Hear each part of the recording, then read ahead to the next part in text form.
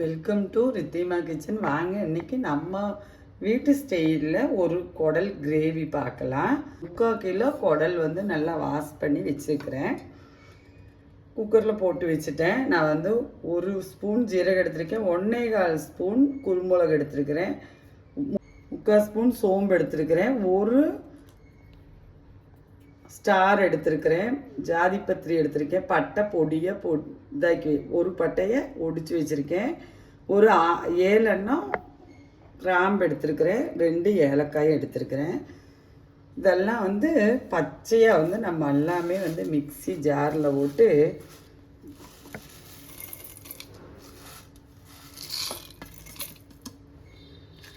பாருங்கள்.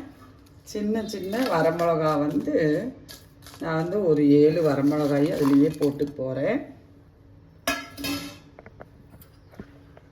அதே போல் நான் வந்து எனக்கு கிரேவிக்கு தேவையான அளவு, நம்ம வீட்டு கிரேவிக்கு தேவையான அளவு வந்து நான் வந்து இந்த ஸ்பூனில் 2 ஸ்பூன் வரமல்லி அதுவும் போட்டுட்டேன். நீ வந்து நான் பச்சையெல்லாம் பொடிச்சிட்டு வந்துட போகிறேன், வந்துட்டு பார்க்கலாம். பொடிச்சிட்டு வந்துட்டேன். தண்ணி ஊற்றாமல் நான் பொடிச்சிட்டு வந்துட்டேன். இதில் வந்து நான் ஒரு பெரிய வெங்காயம் கட் பண்ணி வச்சுருக்கேன், அதுவும் போட்டுடுறேன். Medium size. அது மாதிரி ஒரு தக்காளி பெருசாக கட் பண்ணி வச்சுருக்கேன், அதுவும் போட்டுடுறேன். இதுலேயே வந்து கருவேப்பிலும் போட்டுட்டேன். பாருங்கள், இந்த கிரேவிக்கு தேவையான அளவு உப்பும் போட்டுட்டேன். இதே வந்து மஞ்சள் பொடியும் போட்டாச்சு. நல்லா 1 ஸ்பூன் இஞ்சி பூண்டு பேஸ்ட்டு போட்டுட்டேன்.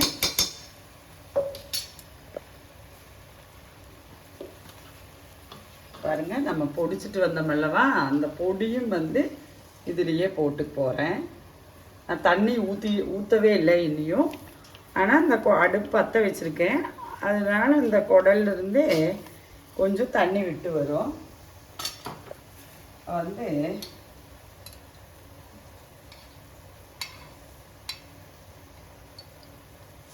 நல்லா இந்த கரண்டியில் ஒரு கரண்டி தேங்காய் எண்ணெய் ஊற்றிட்டேன். ஊற்றிட்டு பாருங்கள், தண்ணி விட்டு வருதில்லவா, எல்லாம் கூடி நல்லா பெரட்டி விட்டுற போகிறேன்.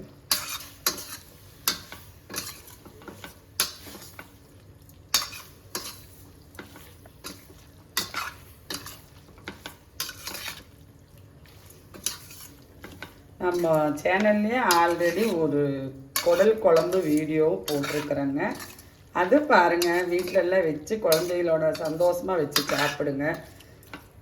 பாருங்கள், தண்ணி இவ்வளோ விட்டு வருது பார்த்தீங்களா. இன்னும் ஒரு 5 நிமிஷம் நம்ம வந்து இதை வந்து சிம்மில் போட்டு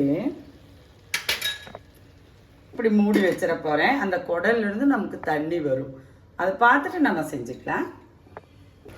பாருங்கள், நம்ம தண்ணியே ஊற்றலை, இந்த குடல் இருக்கிற தண்ணியே வந்து இவ்வளோ வந்திருக்கல்லவா. இன்னி வந்து இது வந்து நம்ம கிரேவிக்கு தான் நம்ம எடுக்க போகிறோம், அதனால் வந்து தண்ணி நம்ம நிறைய வைக்கக்கூடாது. நான் வந்து ஒரு 5 விசில் விட போகிறேன். அதுக்கு வந்து இது பார்த்தீங்கன்னா இந்த டம்ளரில் 1/2 டம்ளர் தண்ணி மாத்திரம் இவ்வளவுதான் ஊற்றிப்போம். சின்ன கிளாஸ்னால் 1 கிளாஸ் தண்ணி தான் நான் அதில் விட்டுற போகிறேன். இப்போ வந்து நான் மூடி போட்டு ஒரு 5 விசில் விட்டுக்கு போகிறேன். நீங்கள் உங்கள் குக்கரெல்லாம் அனுசரித்து நீங்கள் விசில் விட்டுக்கலாம். விசில் விட்டுட்டு வந்துட்டு காட்டுறேன் நான் வருவேன். பாருங்கள், நம்மளுக்கு வந்து குடல் வந்து வெந்திருக்கும்.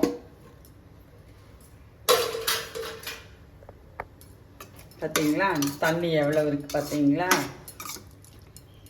எப்பவுமே குடலுக்கெல்லாம் வந்து குழம்பு வைக்கிறதுனா நம்ம கொஞ்சம் தண்ணி விட்டுக்கலாம், இல்லைன்னா இதுக்கெல்லாம் பார்த்து தான் நம்ம வைக்கணும்.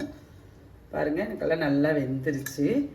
நான் வந்து வணக்கலாம். நம்ம குடலை வந்து வறுவல் பண்ணிக்கலாம் கிரேவி போல்.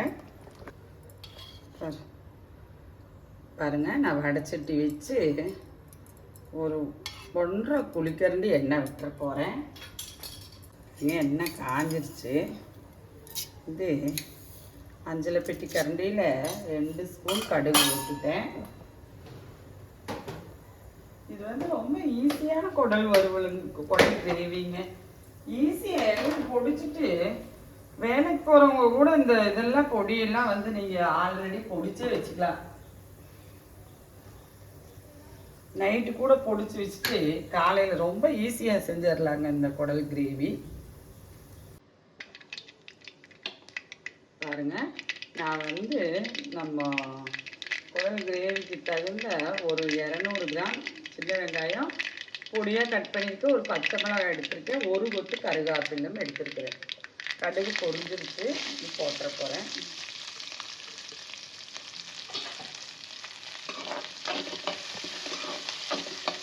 வெங்காயமெல்லாம் வந்து நல்லா வணங்கி வறுத்துங்க.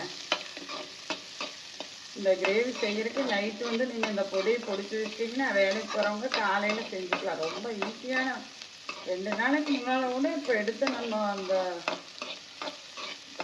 மசாலா ஐட்டம்ஸ் எல்லாம் எடுத்து நீங்கள் பொடிச்சு வச்சுக்கலாம். நமக்கு டக்குன்னு ஈஸியாக முடிஞ்சிருங்க இந்த வேலை. பாருங்க, வெங்காயம் நல்லா வணங்கி வந்துருச்சு. இந்த அளவுக்கு நம்மளுக்கு வணங்குனா போதுமான அளவு. நான் வந்து இந்த பொரியணும், மேலே அந்த ப்ரௌன் வருது பார்த்தீங்களா, ஒரு தோலில் வந்து ப்ரௌன் வருது பார்த்தீங்களா, இப்படி வரணும். இந்த டைம் வந்து இந்த கிரேவி வந்து நான் இதில் ஊற்றிப்போம். பாருங்க, அந்த குக்கரில் இருக்கிற மசாலுக்கு வந்த மாதிரி ஒரு 1/2 டம்ளர் தண்ணி வச்சுருக்கிறேன். மேக்ஸிமம் இந்த கிரேவிக்கு வந்து நம்ம 1 டம்ளர் தண்ணி தான் எடுத்துருக்குறேங்க. இந்த வெங்காயம் இது கூட வந்து கரெக்டாக குடல் நல்லா வெந்திருந்ததுன்னா 10 நிமிஷம் தாங்க நம்மளுக்கு ஆயாச்சு கிரேவி. நல்லா 2 கொதி கொதிக்கட்டும். இந்த டைம் வந்து நான் மூடி ஓட்டுற போகிறேன். தண்ணி, குடல் வெந்தது, உப்பு, காரம் எல்லாம் நான் எடுத்த அளவு கரெக்டாக குடலுக்கு கரெக்டாக இருக்குங்க. நீங்கள் இந்த டைம் வேணுன்னா செக் பண்ணிக்கலாம். செக் பண்ணால் நம்ம வரமிளகா பொடி தான் போட முடியும்.